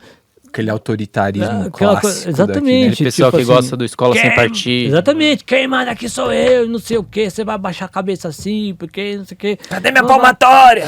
Nossa, ouvi coisas do tipo assim, ó, no meio de uma discussão pedagógica, levanta o cara assim, é o negócio seguinte aqui, ó, negócio seguinte, até parece alguém, né, mas é um certo fulano aí, né, lembrou vagamente, exatamente, é um trava, o negócio seguinte aqui, ó, assim, a educação brasileira acabou com a lei 9.000, com a LDB, com a LDB acabou a educação brasileira, a partir disso não tem mais o que discutir. Eu ouvindo assim, mano, esse cara tá louco. Eu falei assim, isso é sério? Aí tinha uma colega, né, uma jovem professora que eu tinha recém conhecido aí. Eu falei assim, que isso? Ela, calma que vai piorar. Calma que vai chegar o fulano, amigo dele, você vai ver. Nossa senhora, eu ficava mal, eu falei assim, eu vou ficar doente aqui com medo dessa galera. Isso, de duas uma, né? Você pensou, eu vou ficar doente e ao mesmo tempo dá aquele desejo de sair na mão com os caras, né? Sim, e assim, argumentar não dá, olha, o que vocês... Isso, argumentar não dá, o cara o que a gente tá vendo hoje no Brasil, e todas essas dificuldades que a gente assiste com relação a essa, né, esse inferno todo aí, né, cara, essas coisas já estavam presentes lá na escola, já estavam lá. Isso tudo que a gente está vendo aqui, claro, tem as suas é outra coisa, mas digamos assim... Aquela semente já está... o germe, a semente estava ali, e essas pessoas estavam aí no meio da nossa sociedade, eles sim estavam educando os nossos crianças aí, adolescentes, eles sim estavam lá por anos a fio falando desses absurdos e tudo mais.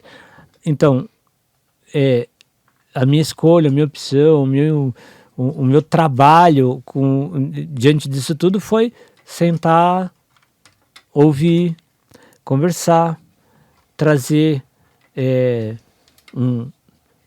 outras referências culturais, valorizar aquilo que os alunos tinham, mas também apresentar coisas de que eles nunca tinham ouvido falar. A filosofia, outras literaturas, né, outras músicas. Nossa, cada coisa assim que acontecia. Então, às vezes eu chegava na sala de aula, entrava lá e assim, tava lá, toda aquela puta bagunça, eu chegava assim com uma caixinha de som, os alunos chegavam, eu colocava a caixinha, aí eu colocava lá Beethoven, Bach, Mozart, só colocava e deixava, e ficava rolando, não sei o que, daqui a pouco, professor, que é isso aí? Tá tocando, não sei o que, parece música de filme, né, não sei o que, aí a partir dessa curiosidade, Aí você já fala, né? Que filme que você assistiu, onde você viu algo parecido? Onde parece? Quando é que você relaciona essa música? Parece o quê e tal? Vai indo e tal. Aí, coisas assim, né? Sim. Sempre fazendo experiência. Vou testar isso hoje. Vou fazer tal coisa hoje. Vamos ver hoje o que vai dar. Eu, não, pera. Sempre, sabe? Pensando e quebrando a cabeça. Todo dia. Ao longo de... Vou dizer que ao longo de 13 anos. 12 anos. Porque nos últimos... Desde 2018, sobretudo com a eleição do coisa aí, e com toda a coisa que girou em torno, eu dei uma cansada e fiquei esgotado. Mas eu todo dia, ao longo de 10 anos, vamos arredondar aqui, tava inventando alguma coisa, um jeito tal, fazendo um experimento com pensamento e chamando a molecada para fazer experimentos comigo, né? Então, e eu acho que isso era o diferencial e que despertava o interesse, a atenção dos alunos, porque eles olhavam para mim assim, não, esse cara é doido, não é possível que ele tá aí, eles viam um esforço, eu tentando de um jeito, de outro, não gente, então pera, vamos tentar de outro jeito, deixa eu explicar aqui, e se a gente fizer isso, isso aqui, os alunos ficavam olhando para mim assim, às vezes ficava até com dó, acho que eu assim, não, vamos dar uma ajuda aí, professor, vai, porque coitado, tô brincando, mas eles viam o esforço, viam o empenho, né? E a construção ali de um professor que se fazia em sala de aula junto com eles e tinha essa consciência. Gente, eu tô aprendendo, eu não sei, errei, puta, ferrou, desculpa. Professor, agora é fácil pedir desculpa, né? Eu quero ver, sei lá, agora eu quero ver se você vai tirar a bronca que eu tomei lá por causa do trabalho que você passou e que eu não entendi porcaria nenhuma, tá? Chama sua mãe aí, vai. Não, fala pra ela que eu tô chamando. Mas eu não fiz nada. Não. Eu não tô falando que você fez alguma coisa. Eu só falo, chama ela. Tô falando que você chama ela, porque eu vou falar pra ela onde tá o problema, que eu errei. É sério, professor? Sério. Aí a gente vai conversar, nós três. Aí passa um tempo. Aí acontece. Você tá lá esperando, Fabiano, a fulana tá aí com a mãe dela, a avó dela. Aí você vai lá, aí você vê lá a vozinha chegando, toda doente, problemática, vem chorando, professor, porque essa menina só me dá trabalho, não sei o quê. Aí você já vai conversando, já vai vendo, sabe, que a educação foi se ampliando para aquela coisa imediata, tal, que outras pessoas estão inseridas, você conhece a realidade da menina, da casa, sabe? E aí, vou lá e eu conversar, explicar que eu errei, sabe, que eu precisava contornar tal coisa, não sei o quê, pedir desculpa. Aí, de repente, você olha... A menina, que era uma menina assim chamada, uma menina problema, tá olhando pra mim assim, com os olhos desse tamanho assim, sem piscar assim, tipo, nossa, professor, né? Olha, gente, eu vi isso, nunca esperei isso de um professor. Nossa. Aí eu tomava um susto assim, mas como assim? E eu achando que tava fazendo a coisa mais normal do mundo, assim, né? E é claro que com essa fala, eu não tô... eu deixo de reconhecer outros e tantos esforços que cada um dos professores fazem, né? Eu não sei esses outros aí que eu citei aí. Esses eu tenho minhas dúvidas, porque eu não fico também com romantismos, não. Claro. Porque eu sei que tem gente canalha pra caramba aí, sabe? Eu diria assim... Os canalhas estão do outro lado, sabe? Do lado deles lá. Entende? E aí, mas atitudes que às vezes, como essa, que são simples nada. É cruel, porque você tá se expondo, você tá se revirando, você tá assumindo que errou, tá ligado? E agora, mano? E se eu continuar errando e não servir pra essa coisa? Como é que vai? E se eu ferrar com a vida de alguém, de fato? Percebe? Então... Isso também eu chamei de uma pedagogia da crueldade, sabe? Aí os outros falam, nossa, mas isso é cínico, né? Sim, claro. Eu tô sendo cínico aqui, porque quando você fala em pedagogia da crueldade num contexto como esse que eu tô narrando, alguém imagina que eu estaria falando ao lado do outro lado Palmatória. da palmatória do Pinochet. Nada disso. Crueldade é, antes de tudo, uma crueldade de si. É você entrar na sala de aula, estar disposto a essa experiência de transformação a cada vez que você pisa lá, né? Nesse encontro com o outro, que pode ser um puta de um desencontro, né? Porque as pessoas... Com certeza. Porque as pessoas podem muito bem, e é muito provável que elas não se entendam, né? Sobretudo se você é jovem, se é muito jovem, se você é uma geração mais velha e tal. Dá muito trabalho pra gente se fazer entender, percebe? Sim. E quando você se dispõe a isso, né? Quando você se abre a isso, quando você se joga nessa experiência, né? Quando você corre esse risco tudo, você está envolvendo-se a si próprio nesse processo que é extremamente cruel, assim, sabe? Quanto assim, né? De você retirar de si próprio seus portos seguros, assim, que você acabou de construir. Eu falo assim, você acabou de ter uma ideia, você demora tanto tempo para ter um pensamento, e logo na sequência você é obrigado a desfazê-lo porque você viu que pisou ali e tal. Não, isso aqui não me serve para nada. E agora? E agora ou você inventa, né? Ou você inventa ou... Você tá derrotado. Você tá ferrado. Tipo assim, você, né? Sua vida ali, sei lá, em qualquer outra situação. Isso eu aprendi com as quebradas da vida, né? É invenção ou morte, tá ligado? Você tem que inventar seus pulos, seus corres, sua ginga.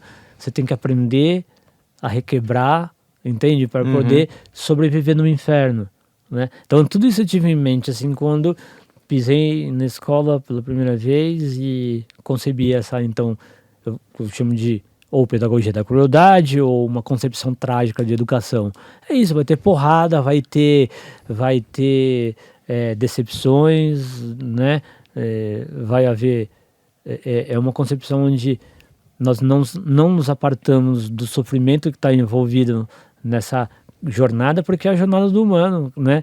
Tipo, no mundo que a gente vive, nesse país, com este governo, não tem como a gente se fingir de bobo alegre na frente dos outros e achar que meia dúzia de palavras de autoajuda vai, né? Transformar o mundo em flores. Vai transformar as coisas, né? E por outro lado também, não dá pra gente ficar mergulhado no abismo, né? Claro. Então, assim, é um trabalho, né? Trágico no sentido de que você afirma até isso, né? Aqui com uma inspiração nietzschiana de dizer. Ele diz, amor fati.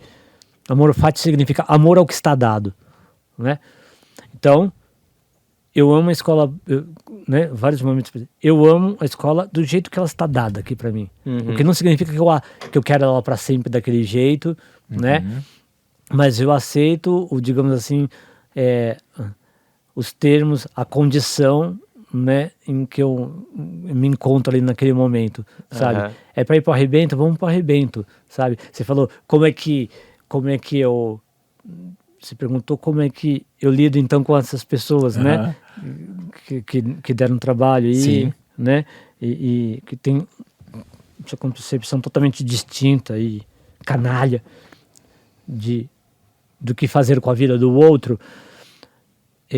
Acho que tem algo muito da vida na periferia, da vida periférica, que eu trouxe e fui transformando em prática pedagógica e até em conceito, que é o seguinte: o que eu faço é vem pro pau.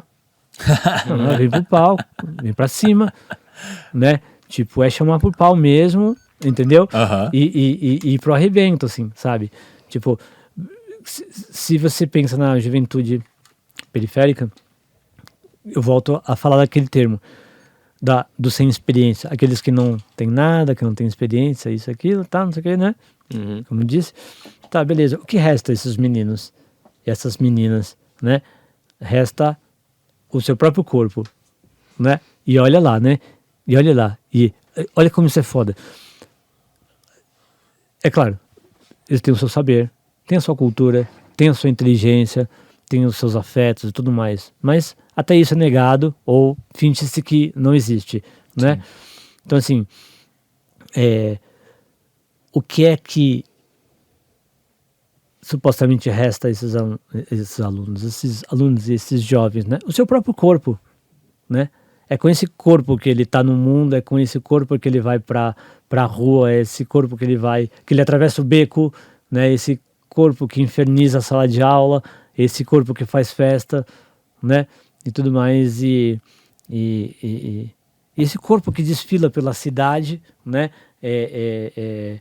Às vezes, e muitas vezes de forma exuberante, com a sua força, com a sua potência, que incomoda justamente tanto porque isso eles ainda pertencem, ainda lhes pertence. E olha só onde vai a implicação disso, né? Talvez isso sirva para a gente pensar. Talvez por isso, é claro que isso não é a causa, né? Mas isso pode ser um elemento que nos deve a pensar. Será que é por isso também, dentre muitas outras coisas, evidente, que se as pessoas que mais morrem no Brasil, né, que de morte matada, são jovens, né, dos 15 aos 25 anos, não sei precisamente a faixa, mas por aí, né, negros de periferias, né, percebe? Por causa dessa afronta de ter o seu próprio corpo, a sua própria vida, potente, exuberante, percebe? Sim. Né?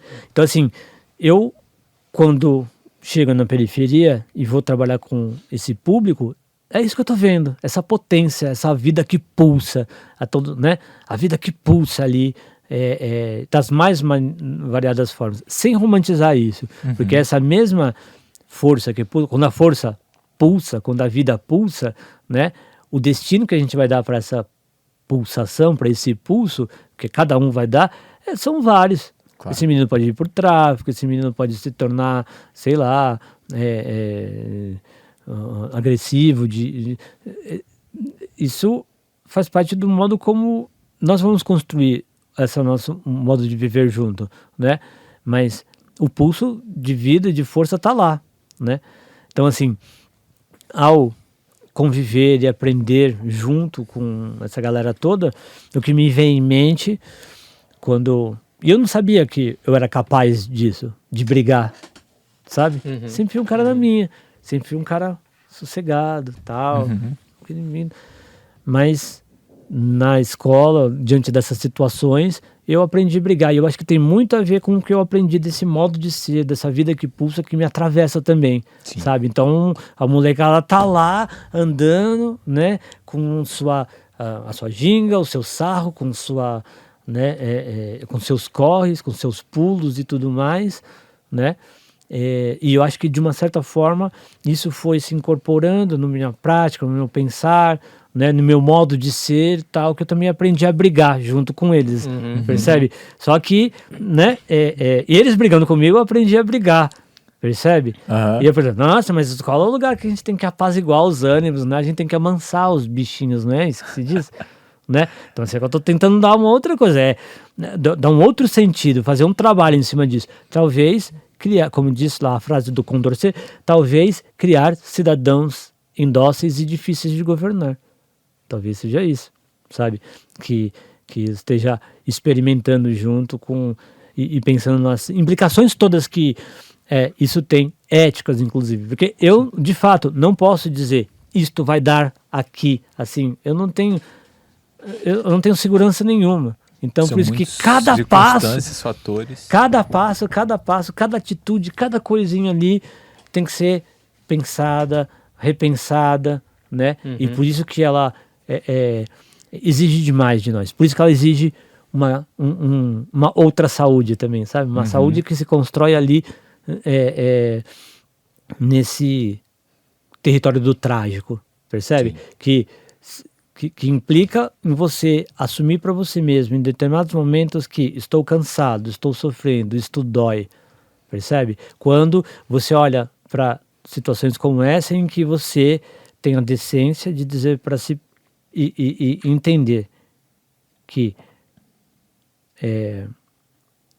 ser forte, né, é admitir a fraqueza. Percebe?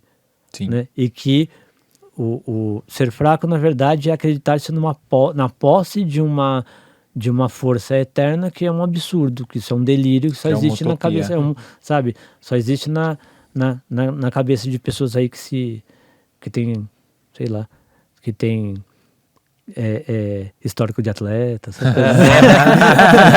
essas coisas assim, entendeu? Filha da puta. Fabiano, Deixa eu fazer você pode falar? Não, eu vou fazer um comentário antes, aí eu passo pra você pergunta. Não, claro. Que tem uma cena, assim, que eu lembro bastante na minha cabeça. Principalmente depois, eu dou aula também, mas geralmente particular. Eu nunca dei aula para um grupo de mais de 3 pessoas e a ideia me assusta. Mas... Experimente. Pode ser, vai que, né? E tem uma cena que eu lembro muito, que foi... Eu não lembro se eu estava no 2º ou no 3º ano. Eu não lembro se era sociologia ou filosofia, que a gente teve uma aula. E não era o assunto da aula, mas eu não lembro porque em algum momento entraram em cotas ali. E a maioria dos alunos, eles tinham uma opinião já muito formada sobre isso. Por que você precisa de cota? Nós temos todo mundo a mesma capacidade. Inclusive pessoas que hoje têm, né, opinião, têm visões totalmente diferentes. Porque acho que a pessoa, às vezes, contra ou a favor, mas que não pode ter uma opinião rasa e que não faz sentido, né? E eu lembro muito bem, nesse momento que foi comentado isso, que o professor estourou alguma coisa assim, não, mas a gente tem uma questão de dívida histórica, não sei o quê. E os alunos, não tem nada disso, tipo, porque era coisas que eles já achavam, que eles tinham certeza que eles sabiam. E sempre que eu penso na dificuldade de dar aula, me vem essa cena muito nítida, a cara do professor. E então, às vezes, conseguir conversar com as pessoas é muito difícil. E quando a gente vê um caso assim, que nem você, de verdade, sem puxar saquismo, mas se consegue fazer isso, tem uns exemplos muito legais, acho que dá um sentimento muito bom, né? Porque acho que se a gente vive no momento que a gente não tem pelo menos um pouquinho de pessimismo, a gente tá vivendo errado. Então, ver pessoas que nem você falando assim ainda, de verdade, acho incrível para cenário toda a educação. Sim, parabéns nossa, pelo seu trabalho, de verdade. Meu, da hora, obrigado, cara. Imagina. Porque muito esforço, muito trabalho mesmo, muito empenho, sabe? E uma aposta muito grande no outro, sabe? Sem dúvida. Sabe? Sim. Uma aposta muito grande no outro, de que, sabe, de que as pessoas são capazes, sei lá do que exatamente, entendeu? Mas elas são capazes de algo. E de que tem muita potência aí, né, para transformar o mundo, a vida, sabe? Como a educação me transformou, entende? Então, é isso, obrigado aí pelas palavras. Tô me sentindo tipo seus alunos quando eu toco o sinal, já e por mim ficava aqui até. Isso, eu ia falar isso, Fabiano, que infelizmente, né, que a gente precisa terminar, mas que foi uma verdadeira aula esse episódio. Que maravilha. O Cezinha falou maravilhosamente bem agora e foi um prazer enorme. E então, para encerrar, eu quero te fazer uma pergunta. Manda lá. Qual conselho o Fabiano daria pro Fabiano de 20 anos atrás? Se ele pudesse fazer isso.